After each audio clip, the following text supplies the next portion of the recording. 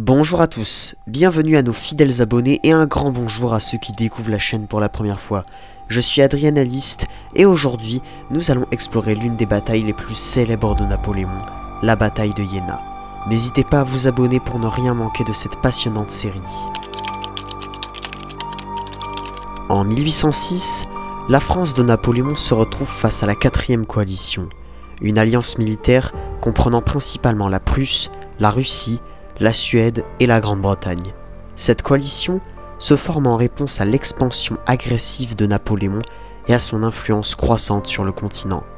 Après les victoires de Napoléon à Ulm et Austerlitz en 1805 contre la 3e coalition, l'Europe est de plus en plus inquiète de sa domination. La Prusse, autrefois une puissance militaire redoutée, se trouve dans une situation délicate en 1806.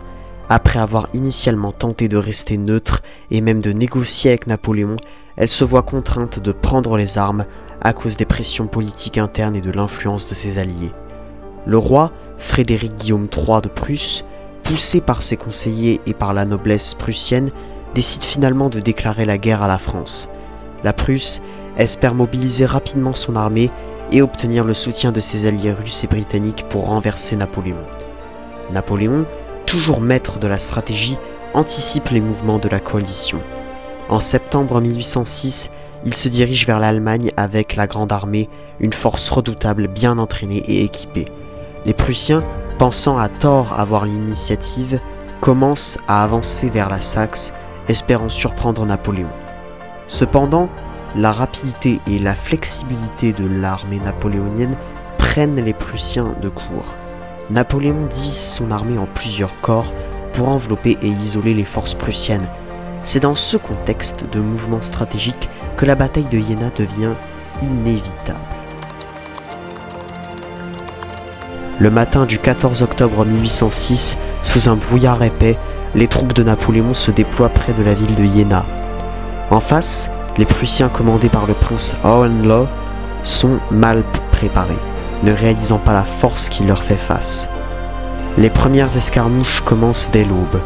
Les troupes françaises, menées par le maréchal Lannes, progressent méthodiquement. Napoléon, voyant une opportunité, décide d'engager toute son armée. Il positionne ses forces en vue de percer les lignes prussiennes. À 10 h du matin, le brouillard se dissipe, révélant les positions des deux armées. Napoléon ordonne une attaque massive.